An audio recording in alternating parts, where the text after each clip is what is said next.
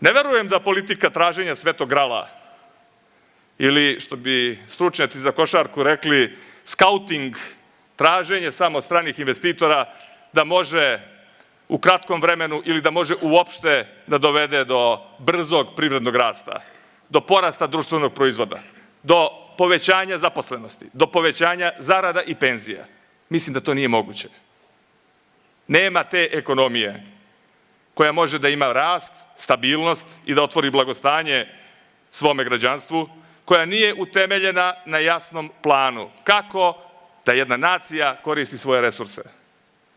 Srbija ima 90.000 kvadratnih kilometara, 7,5 miliona stanovnika. Bogati smo vodom, imamo najbolju moguću klimu i živimo loše. Mi nemamo plan. Izašli smo sa jasnim planom razvoja Srbije u 6 tačaka da zaposlimo Srbiju. Promena poljoprivredne politike i povećanje agrarnog budžeta. Snažan ulazak u politiku navodnjavanja 1.000.000 hektara zemljišta.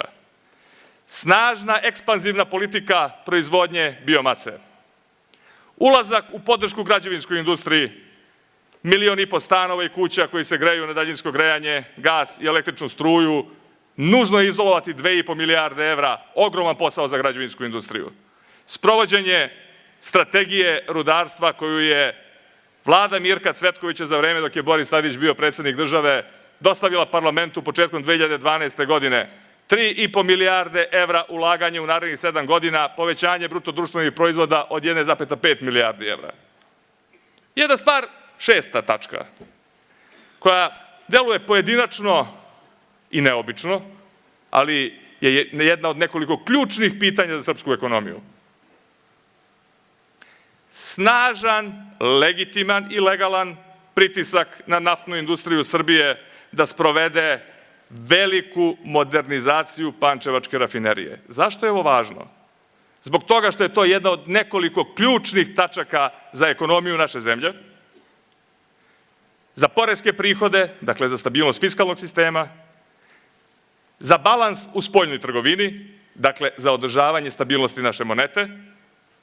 Nužno je da bude uloženo između 5 i 600 miliona dolara da bi rafinerija u Pančevu postala tehnološki jedna od nekoliko najmodernijih rafinerija u Evropi.